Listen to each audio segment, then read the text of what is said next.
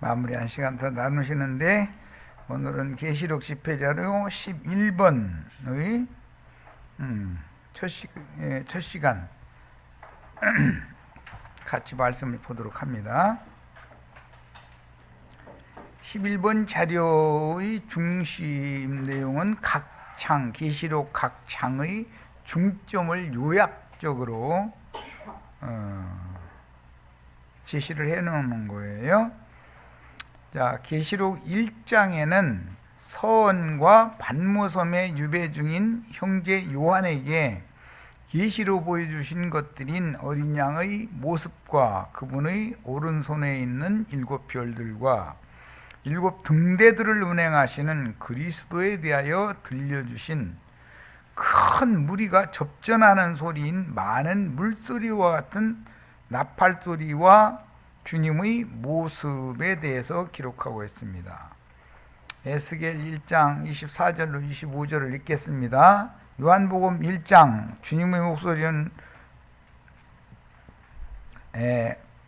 많은 물소리와도 같다고 그랬죠. 그에 비해서 힘든 천사의 나팔소리처럼도 들렸다. 그런데 많은 물소리와 같이도 들렸다. 그렇게 기록을 했는데 에스겔 1장 24절로 25절에서 이게 인용하는 말이죠.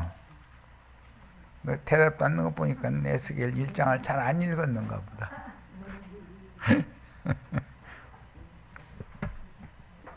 자, 24절 25절 읽겠습니다.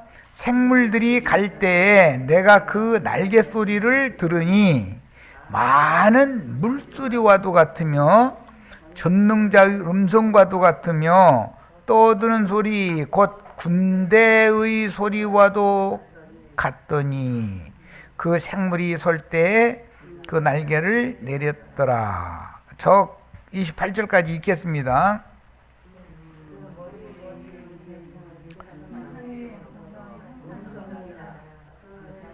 궁창 위에서 음성이 나더라. 그 생물이 설 때에 그 날개를 내렸더라 그랬고, 그 머리 위에 있는 궁창 위에, 이건 계시록 4장에서는 네 생물이 찬양하는 그 보좌들이 있고 보좌 가운데 앉은 분 얘기가 나오죠.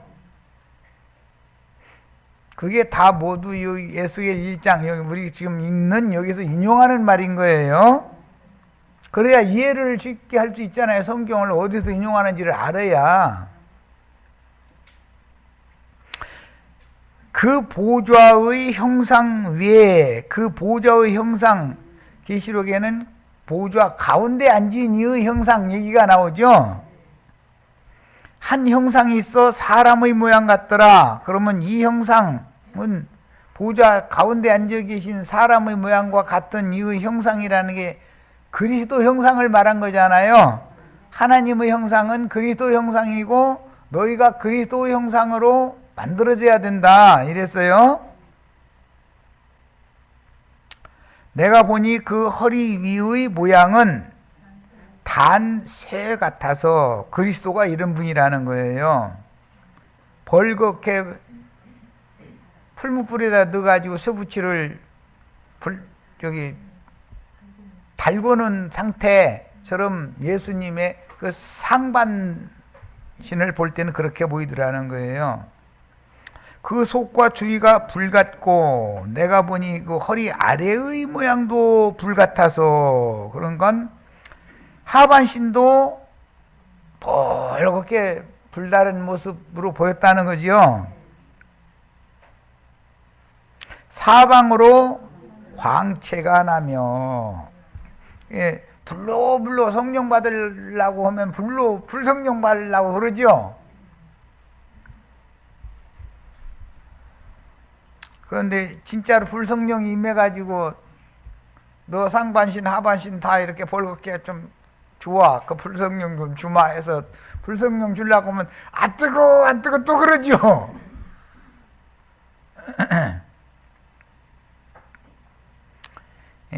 광채가 나며 그 사방 광채의 모양은 비 오는 날 구름에 있는 무지개, 광채 모양은 무지개 모양으로 보였다는 거예요. 이것은 창세기에서 인용하는 말이죠. 노아의 때 앞선 구름과 뒤따르는 구름을 연결하는 건 무지개잖아요.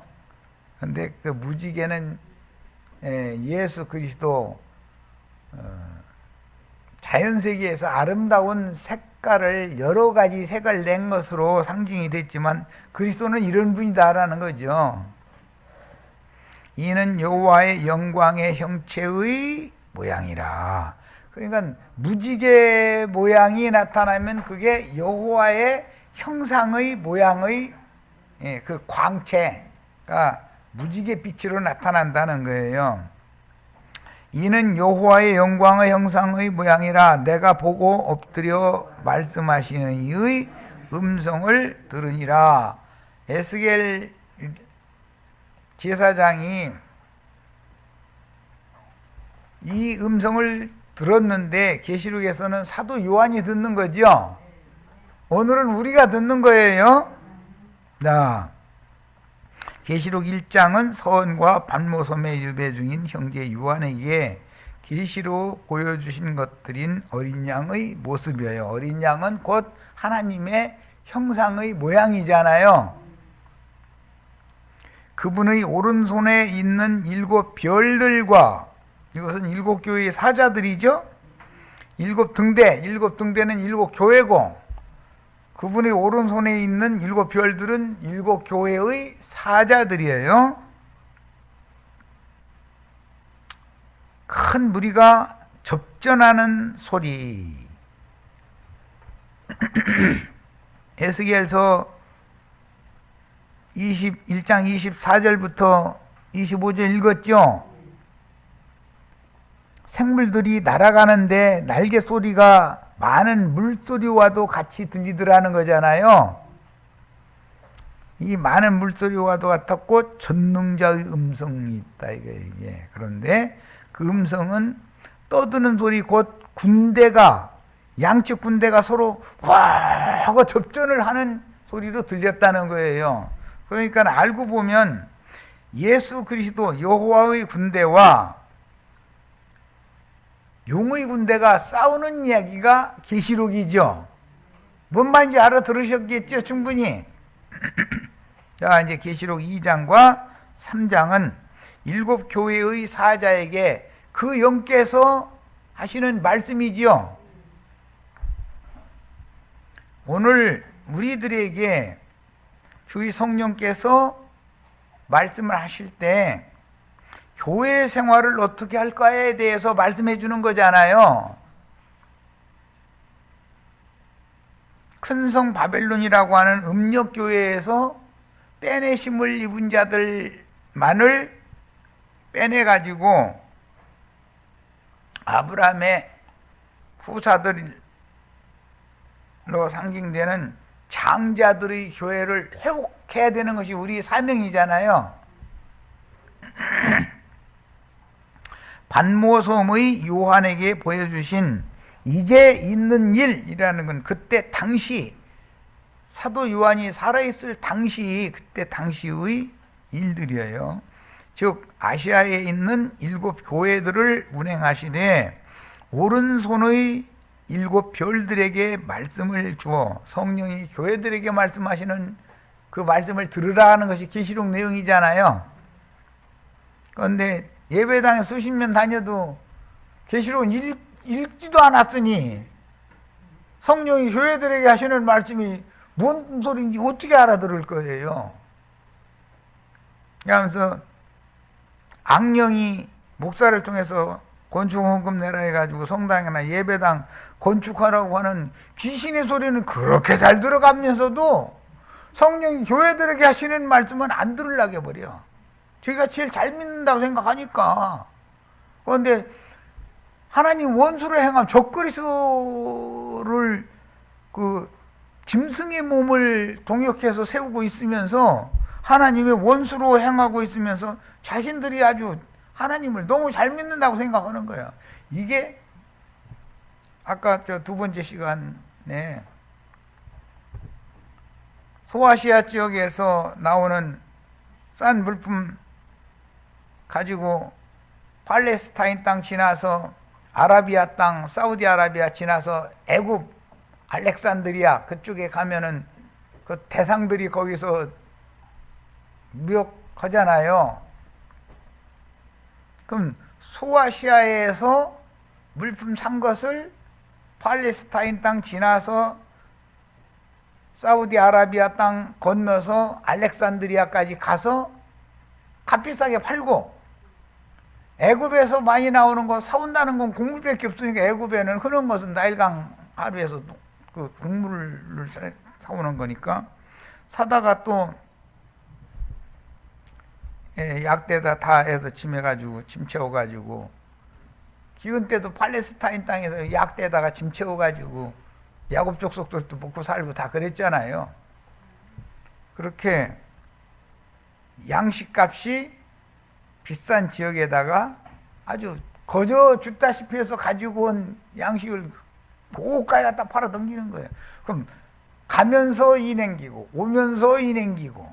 그런데 그 장사라고 해서 부자가 됐냐? 대상들이 부자가 된 사람은 하나도 없어. 겨우 그 사람은 그 사람 세대에 먹고 사는 것 뿐이야, 그냥. 그런데 먹고 사는데 그렇게 힘들게 먹고 살아. 그 대상들이 팔레스타인 땅을 막 지나면은 광야 땅으로 접어들기 바로 그 중간 아라비아 땅의 그 팔레스타인 땅과의 중간지대에 에돔, 에서의 후예들이 살았죠. 팔레스타인 땅을 관통해서 소아시아까지 대로가 이게 그때 당시 그 대상들이 다니는 공용도로지. 그러니까 오늘날도 어느 나라 관통해서 지나가는 고속도로가 있고, 다른 나라로 가려면 그 고속도로를 통과해서 가야 되잖아요. 신의주에서 중국의 안동으로 이렇게 건너가려면 그 압록강 다리 건너서 고속도로로 가는 거잖아요.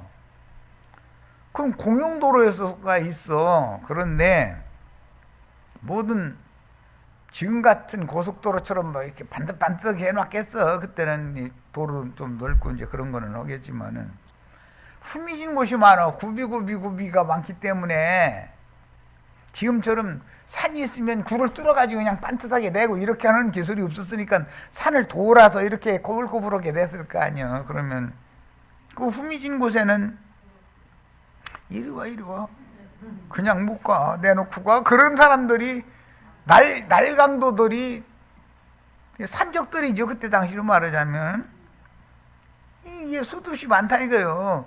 거의 다 뺏겨야 되는 거예요. 가다가 좋은 길로 가려면 조금 주고 봐달라고 사정해 가지고 다음에 가서 조금 또 뺏기고 이렇게 해서 그것까지 다 계산해서 애굽에 내려가면 비싸게 파는 거니까.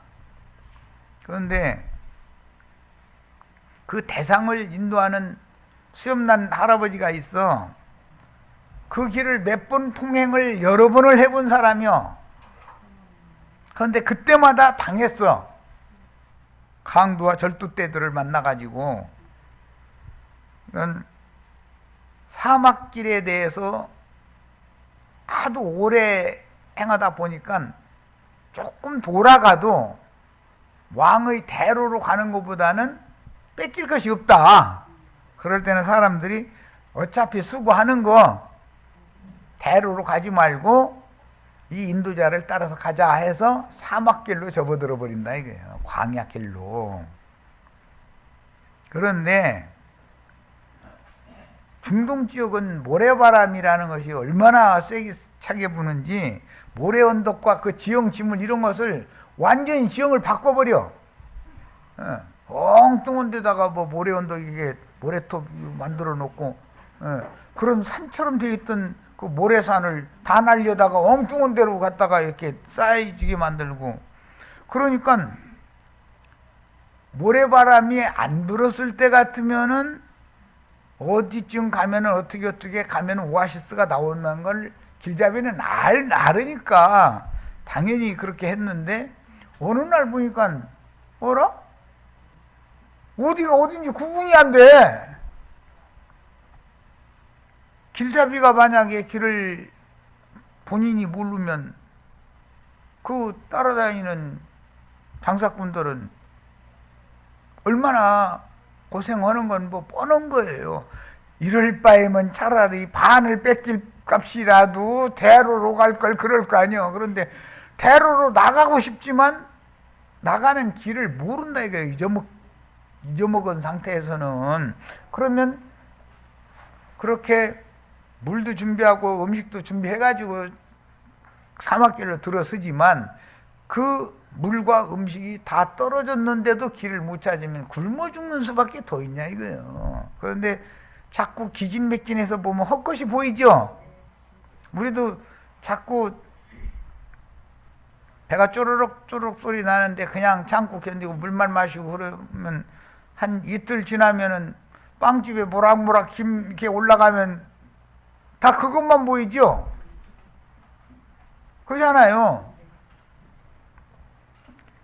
그러니까 그 사람들의 눈에는 저 앞에서 김이 모락모락 올라가니까 아 저기는 물샘이 있는 곳이다 하고 죽어라고 가는 거야. 갔는데 가보니까는 없어 물샘은. 그리고 저만큼에 또 있어. 그럼 죽어라고 또 가는 거야. 그 짓을 계속 속아가지고 점점 더 깊은 사막길로 빠져들어가 버리는 거예요. 바로 왕의 대로에서 벗어난 지가 하루나 이틀 길 걸었으면 그렇게 먼 길이 아닐 거 아니요. 그런데 온 길로 되돌아서 간다는 것이 엉뚱한 데로 가는 거예요 지금. 도저히 안 되겠다. 이건 오던 길로 가야지 하고 갔는데 모래언덕 뭐 이런 것이 전부 지형지물이 바뀌어져 버렸기 때문에 이것이 미안하지만 성당 예배당 다니는 신자들이 신부님 목사님한테 신기루 현상에 속아가지고 좀 딱 그러다 일생을 망쳐버리는 거 아니야. 상징이지. 그런데 이런 것이 성경에 있는지도 몰라. 뭐 욥기 6장 뭐 이런 거 강론하면은 에이 그거 그냥 멋대로 성경 불도만 뭐 이랬었고 아까 글자대로 막 그냥 막 해야 된다고 막 이랬었고 그럼 사람 죽어 이는 뭐 누가 이길 것 같아요? 글자대로 해야 된다는 파가 이기지 나도한 형제 파가 이길 리가 없어. 예. 목소리는 그놈들이 더 그 아저씨들이지 놈들이라면 좀 그러니까 그 아저씨들이 더 커.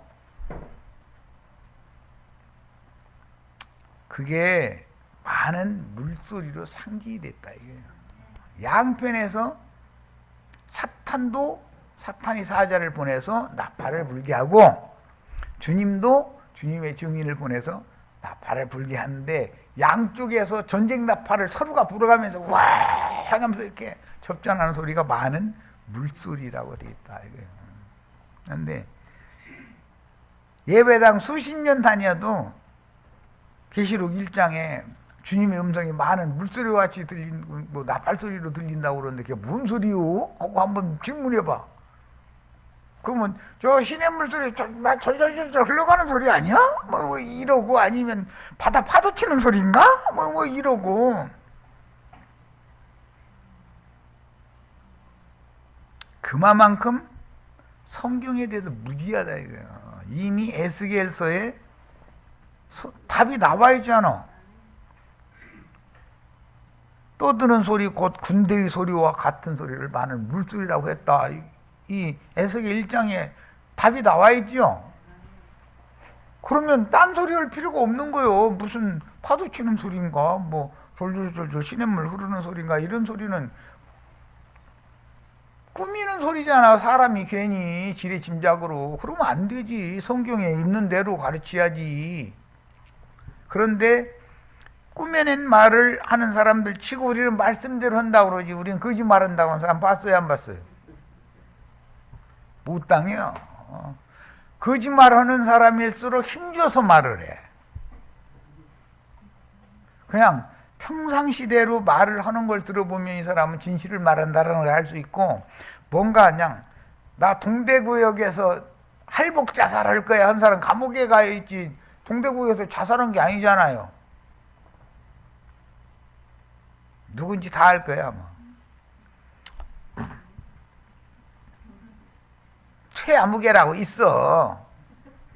박근혜 씨 때 부총리에다가 뭐 했는데 얼마나 잘못해가지고 많이 잘못을 저질렀는지 아직도 감옥살이하고 앉았잖아. 자기 군주도 감옥살이하고 앉았고.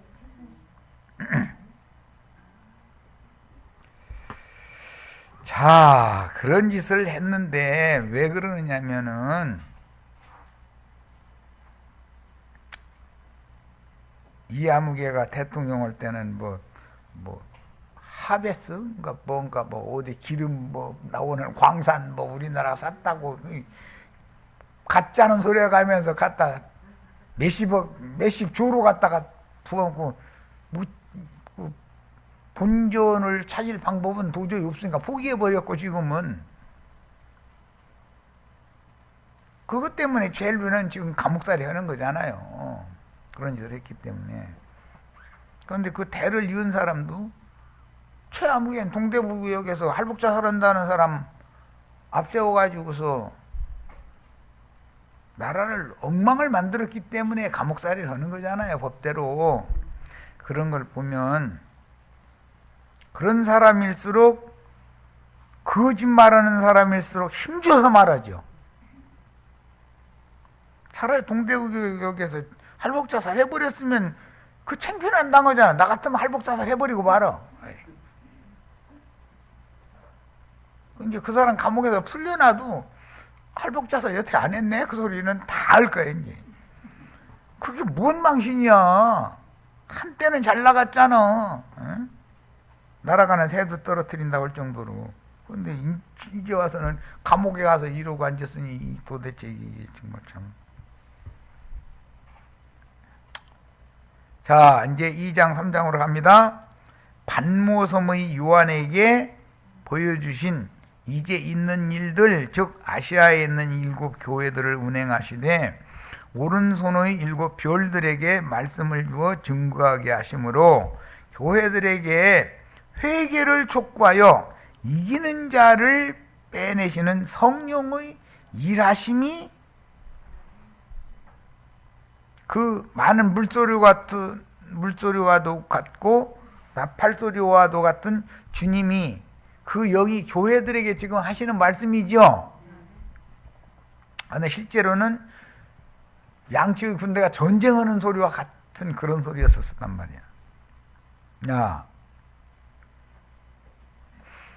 7 등대라는 것은 7 교회를 상징하는 거고 7 교회들에는 7 교회에 보낸 사자들이 세워놓은 사자들이 있게 마련이죠. 그런데 음녀교회에도 큰 성 바벨론에도 7 머리들이 있다 이거예요. 그들은 사탄의 별들이죠. 하나님의 별들과 사탄의 별들은 별들의 전쟁을 안 할 수가 없어. 자, 이제 별들 얘기는 사자들이니까 양편에서 사자가 있다라는 것만 아실 수밖에 없는 거고 7 등대는 아시아에 있는 7 교회니까 외워보겠습니다. 에베소, 서머나, 버가모, 두아디라, 사대, 필라델피아, 라오디게아 이렇게 7 교회가 있죠. 이 7 교회를 7 등대다 그래요. 7 모든 교회들마다 별들이 있다 이거예요. 주님이 세운 인도자들이 있는 거예요. 그런데 신기루 현상만 보여주는 인도자들이 진짜의 행세를 하죠. 그런데 그 사람들 따라갔다가는 사막에서 다 엎드려져 죽는 거예요. 계시록 4장으로 이제 갑니다. 장차될 일. 아까 에스겔서와 다니엘서를 읽었는데 그게 장차될 일에 대한 예언이었죠. 그 장차 구약 성경에서 장차될 일이라고 하는 말은 예수 그리스도가 오셔서 이루실 것에 대한 예언이었죠.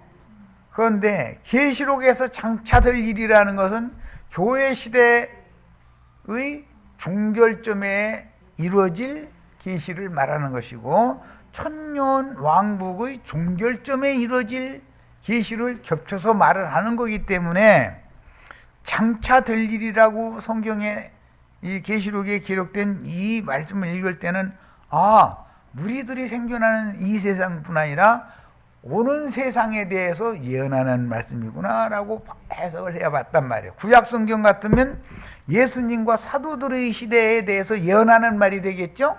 그러나 계시록의 이 예언 말씀은 우리 시대의 종결과 장차 이루어질 이스라엘 12지파로 말미암는 제사장 나라를 회복할 것에 대한 예언으로 해석을 해야 맞는 거예요.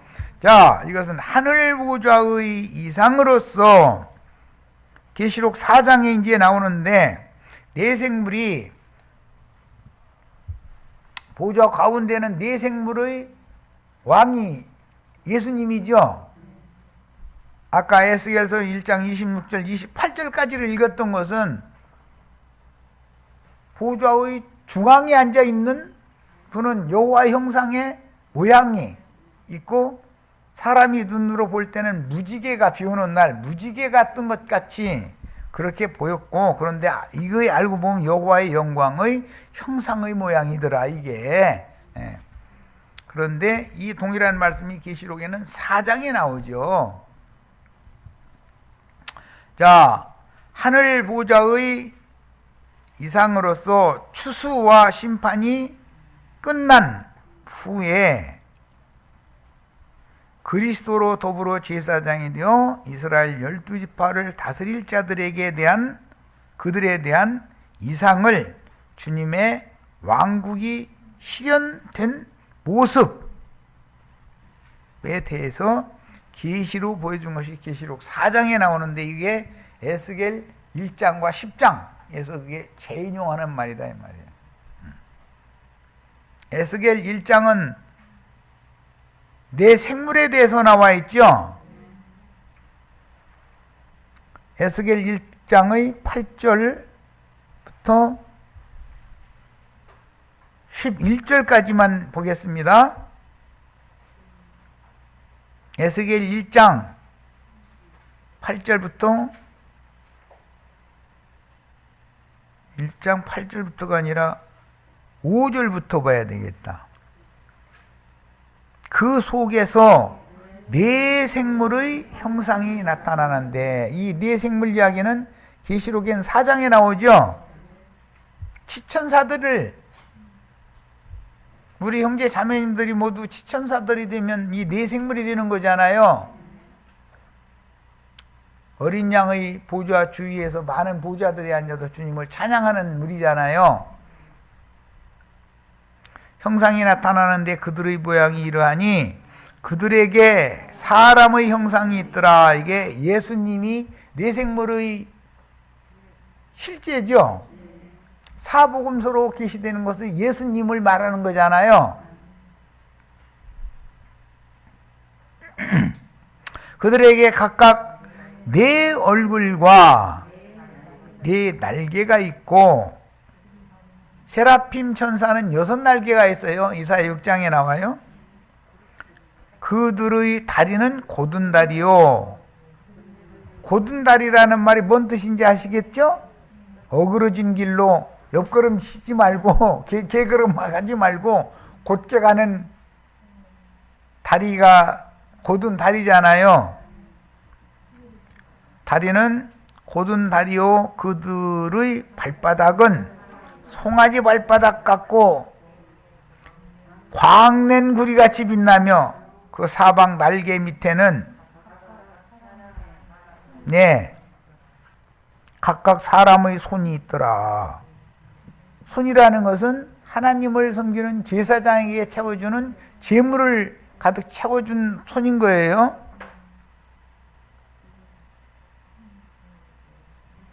그 다음에 그 네 생물의 얼굴과 날개가 이러하니, 날개는 다 서로 연하였으며 네 날개가 다 서로 연결되어 있다. 예, 그런 말이에요.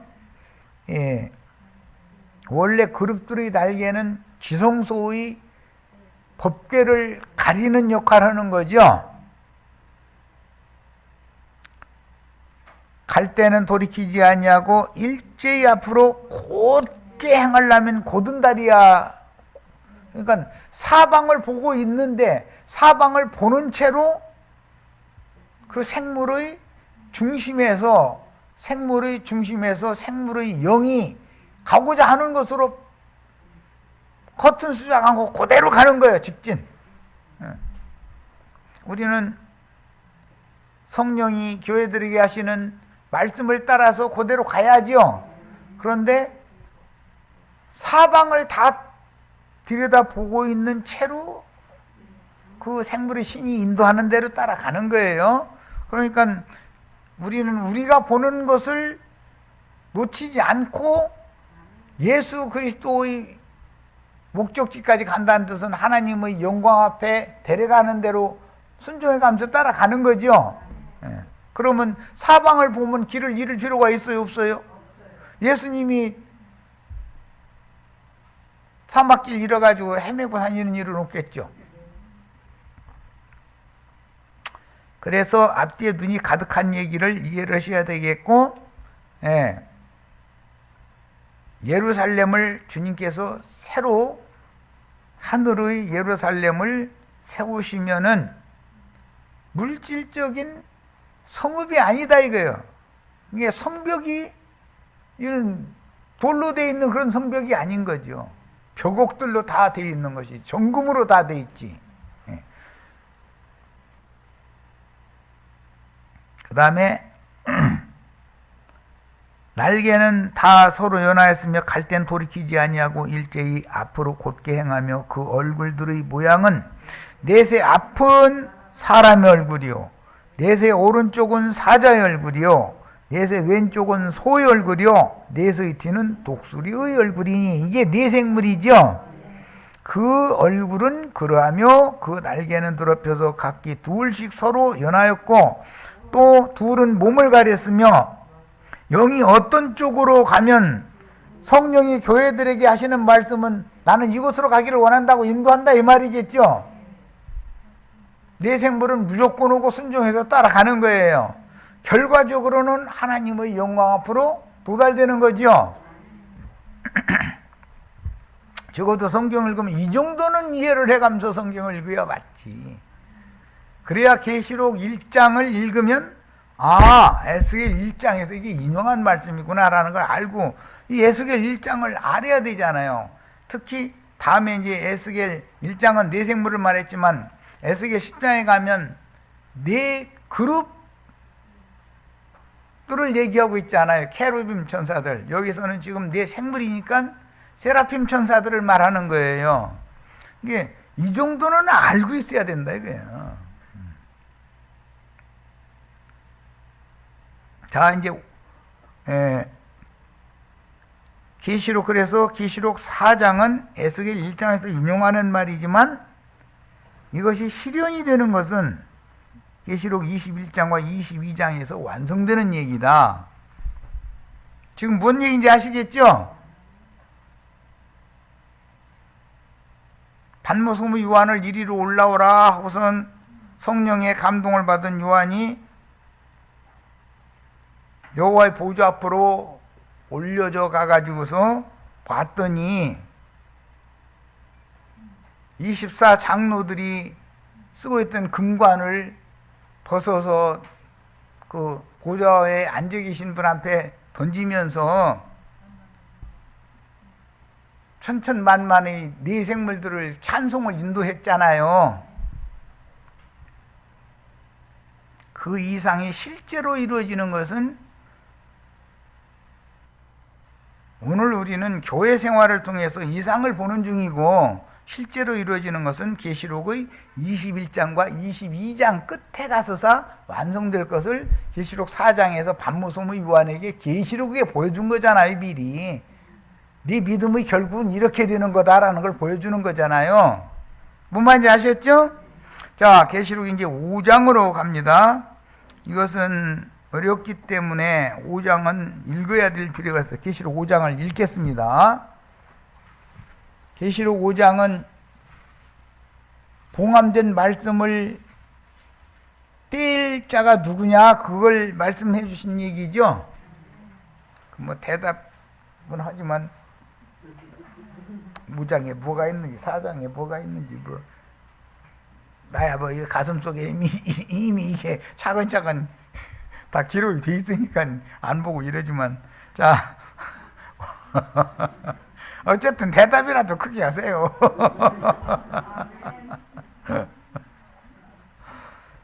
내가 봄에 보좌에 앉으신 이의 오른손에 두루마리가 있으니 이 두루마리는 10장에서 힘센 천사가 가지고 와서 요한에게 주는 두루마리잖아요. 그런데 그건 닫힌 책이 아니라 봉함된 책이 아니라 열린 책이에요. 5장에서 이미 그 두루마리에 대한 이상이 나온 거예요. 안팎으로 썼고 7인으로 봉하였더라. 그러니까 다니엘 12장에서 봉함해둬라라는 말씀이 지금 이어지고 있는 중이죠. 그러니까 우리는 10장 계시록 10장 지나서 열린 책을 다 받아서 먹고 소화시킬 사람이 돼야 되는 거예요. 그러려면 오늘부터는 가서 내가 인터넷에다가 성경 듣기 올려놨어. 그러니까 계시록을 계속 돌려. 계시록만 그냥 달달 외워도 돼. 그건 뭐 나쁠 거 하나도 없어. 계시록도 개역 개정 읽기 한 것도 있고 킹게임스 읽기 해놓은 것도 있어요. 그러니까 두 가지를 대조해가면서 듣는 거예요. 무슨 차이가 있는지까지 다 아셔야. 이제 다음에 내가 물어볼 거예요. 킹게임스에는 뭐라고 이 구절은 뭐라고 했습니까 하고 이제 물어볼 거니까 그때 또 엉뚱한 소리 하면 안 되지. 입다 물고 유궁원이면 더 안 되고. 자, 그 두루마리를 7인으로 봉했는데 또 봄에 힘있는 천사가 이 힘있는 천사는 10장에도 또 나오죠. 힘센 천사가 10장에도 나오잖아요. 이 힘있는 천사는 미가엘로 상징이 되는 하나님 군대 장관이에요. 예수님의 사역의 양방면이 있다 이거예요. 전쟁신이지. 여기서는 힘있는 천사가 큰 음성으로 외치기를 누가 그 두루마리를 펴며 그 인을 떼기에 합당하냐 하나 하늘 위에나 땅 위에나 땅 아래에 능히 그 두루마리를 펴거나 보거나 할 자가 없더라.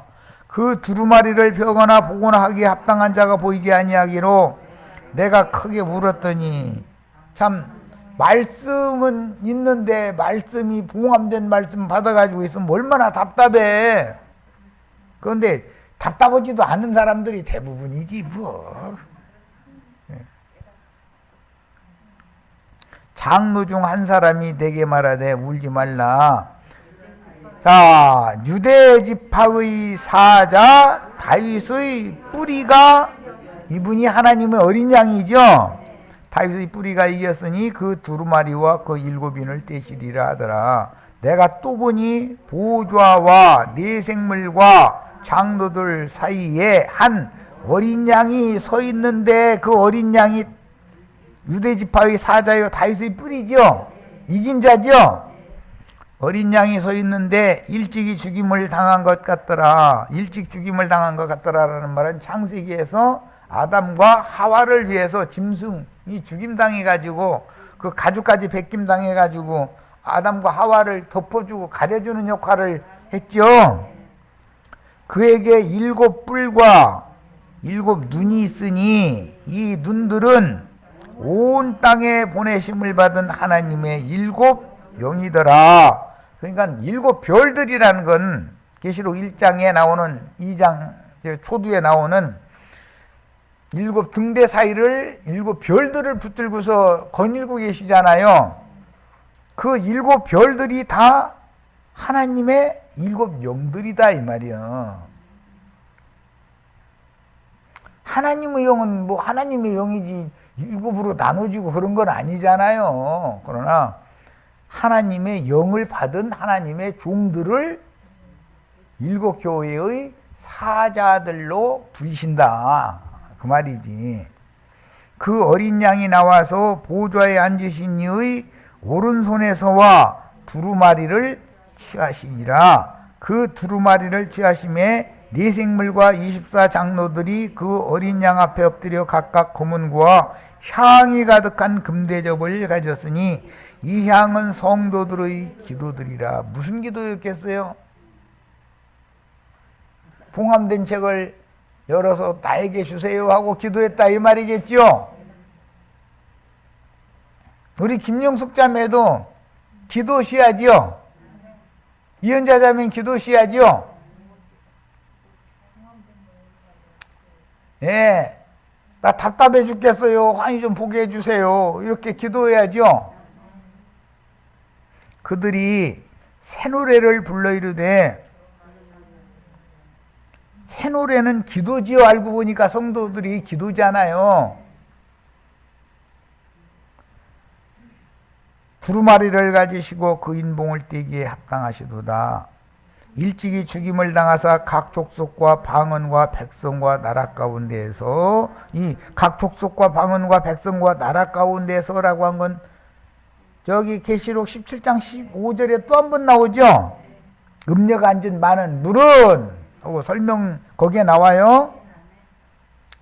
사람들을 피로 사서 하나님께 드리시고 그들로 우리 하나님 앞에서 나라와 제사장들을 삼으셨으니 그들이 땅에서 왕노로 다리로다 하더라. 이렇게 문맥이 이제 이렇게 나왔어요. 자, 그러면 우리 형제 자매님들은 이제 오늘 이후로는 가서 향을 사러 야지요. 무슨 향을 사러 해야 돼요? 계시록 좀 나한테도 좀 열어주세요. 이래야죠. 지금까지는 계시록은 뭐 없는 성경책인 줄 알았더니 이제 듣고 보니까 이 계시록이 성경을 마감하고 마무리하는 책이니 이게 읽어도 꼬먹은 것이고 하여간 종이고 도대체가 구분이 안 오니 어떤 단어를 구약 성경의 어느 책에서 왜 인용을 했으며 예수님이나 사도들은 이것을 어떻게 해석했는지 결론인 계시록에 가서는 이것을 어떻게 말하고자 하는 건지 나 답답해 죽겠어요. 나 좀 살려주세요. 그러고 기도해야죠. 그럼 연락이 되겠죠. 그러면 형제 자매님들에게도 힘센 천사가 열린 책을 당연히 줄 거 아니냐 이 얘기요. 그러려면 5장에서 새 노래로 나 좀 살려주세요. 그게 새 노래 부르는 거예요 지금. 새 노래 많이 하시기를 바래요. 그러면 10장에 똑같은 힘센 천사가 와서 열린 책을 받아서 먹으라고 한다 그런 말이에요. 그럼 그때 다 받아 먹을 수가 있죠. 나도간 형제한테 열린 책 달라고 입만 벌리고 있어서 해결되는 게 아니죠. 기본적으로 향을 사를 줄 알아야지. 그래서 내가 일부러 5장을 읽은 거예요. 얘기하려고. 그런데 오늘날 어떤 악마의 자식은 짐승 놈은 지가 이긴 자래. 얘기할 것 없이 지가.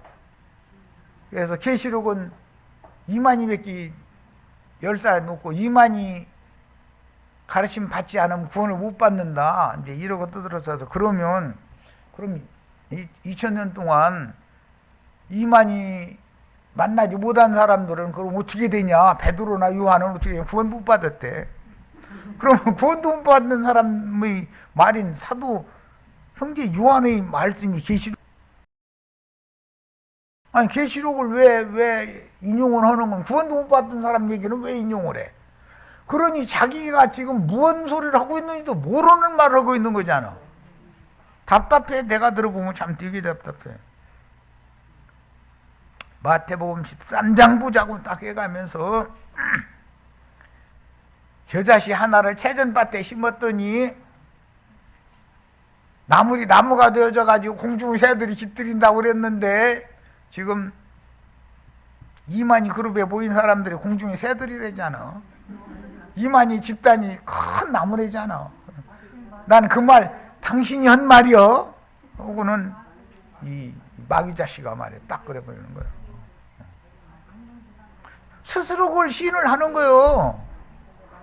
내가 뭐 그 짐승놈이니 뭐 마귀 자식 마귀니 그런 얘기 내가 하는 게 아니라 자기가 그걸 증거를 그렇게 하니까.